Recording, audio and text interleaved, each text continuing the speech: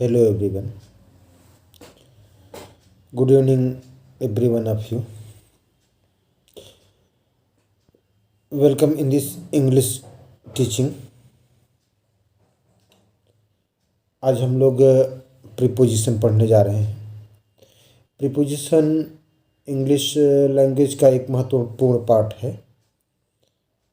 Junior की कक्षाओं में फिल करने के लिए, 9th 10th में फिल करने के लिए, 11th 12th में सिंटैक्स का जो चैप्टर है उसके अंतर्गत, और कॉम्पिटिटिव एग्ज़ाम्स में भी इसका बहुत बड़ा इम्पोर्टेंस है।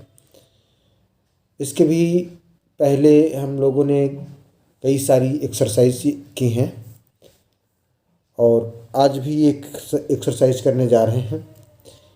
इसमें जो प्रीपोजिशन आपको उपयुक्त लगेगा उसको फिल करना है। आइए देखें। Fill in the blanks with correct preposition.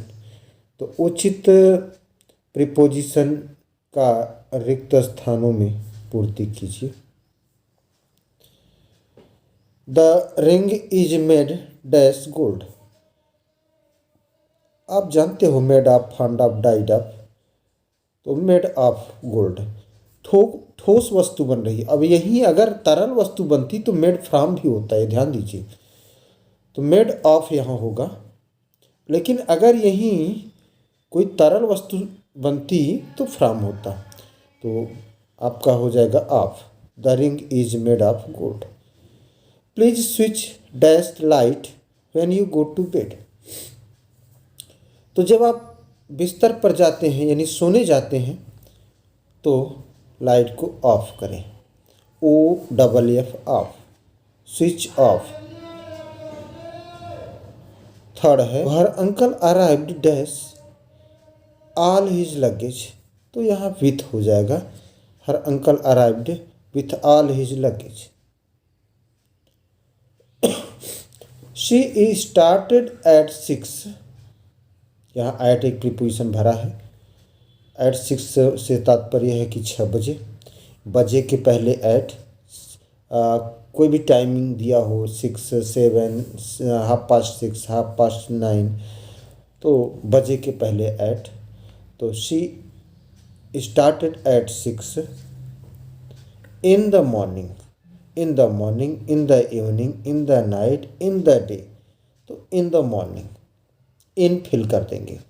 Fifth में ही पर्पजली रिफ्रेंड। रिफ्रेंड के साथ फ्रॉम प्रीपोजिशन आती है, आप सभी जानते हो। Refrain from, refrain from means बचना।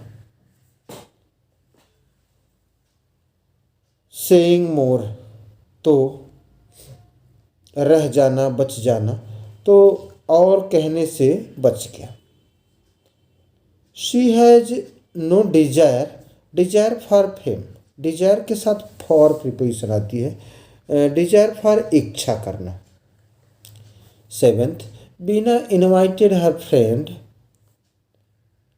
बीना invited her friends dash dinner. तो इनवाइट के साथ टू प्रीपोजिशन आती है, आप सभी जानते हो। तो Bina invited her friends to dinner. 7वें में टू भर देंगे, TO2। He came dash car.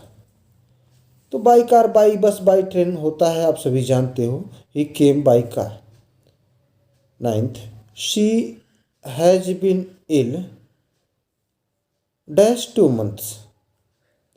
अब यहाँ क्या करेंगे कि has been, have been, helping verb है प्रेजेंट परफेक्ट कंटिन्यूअस की। इसमें निश्चित समय के लिए सिंस और अनिश्चित समय के लिए फार लगता है। तो 2 महीने कोई निश्चित समय है नहीं, इसलिए फार लगेगा। She has been ill for 2 months। Next, he divided his property dash his sons. तो उसने अपने प्रॉपर्टी को अपने पुत्रों के बीच में बांट दिया। 2 के बीच की बात होती तो बिट भी ना आता, और 2 से अधिक हो गए उनके बीच की बात हो रही तो ए मंगाएगा। चूंकि सन्स कह रहा है, अगर यही होता कि he divided his property dash 2 sons, तब तो बिट भी ना आता। अब यहाँ संख्या नंबर ऑफ द सन्स नहीं दिया है, इसलिए ये प्लूरल में है, ज़्यादा लोग हैं तो एमंग आएगा, he divided his property among his sons. Next, please listen, listen to me, listen to होता ही है, लिसन के साथ to, please listen to me, तो टू हो जाएगा। Next, we are not afraid of mad dogs, तो 12वें में 12th वाले में आप होगा, afraid of, made of, found of, died of, afraid of, made of, found of, died of.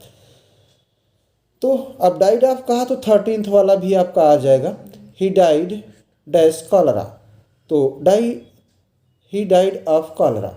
Die of disease होता है डाई फ्रॉम अदर काज, अगर किसी बीमारी से कोई मरता है तो आप होगा, और किसी अन्य कारण से होगा तो फ्रॉम होगा।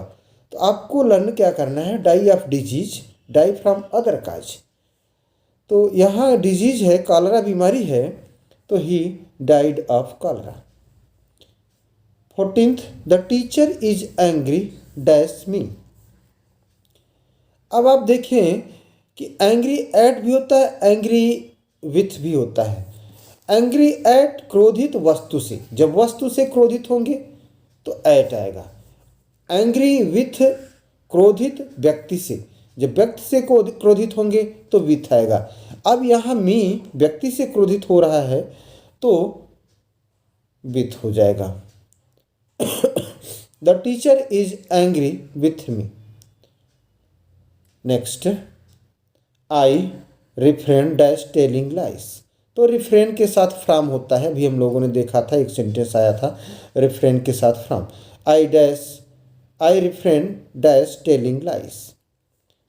16th, he sat dash a tree, he sat dash a tree, तो वह एक पेड़ के छाया, पेड़ में के नीचे बैठा। तो नीचे की इंग्लिश अंडर होती है, जब ऊपर से छाया हो और अगल बगल घेरा न हो, दीवारें न हो, तो ऐसी कंडीशन में अंडर आता है। क्या, ऊपर छाया हो और अगल बगल घेरा न हो, तो ऐसी कंडीशन में नीचे के लिए अंडर आता है। He sat under a tree.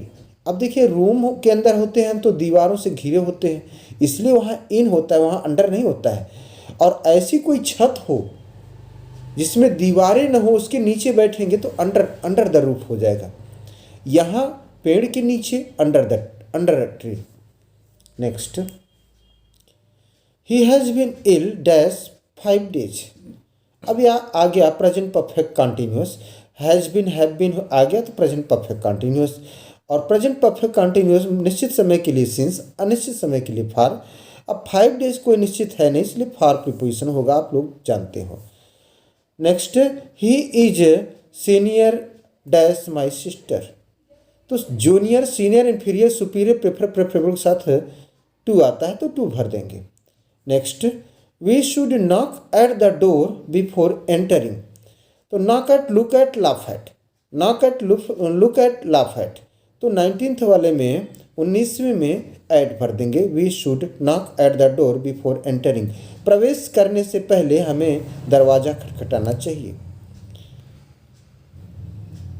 20th है 20वां, दे जम्प्ड डैश द रिवर।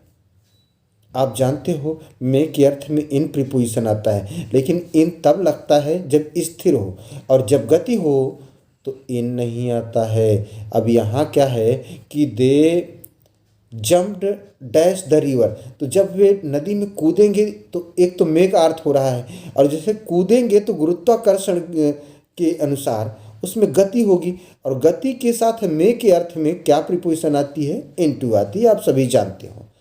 प्रिय छात्रों, उम्मीद करता हूँ कि ये आपके लिए हेल्पफुल होगा, आपको पसंद आएगा। Thanks for watching me.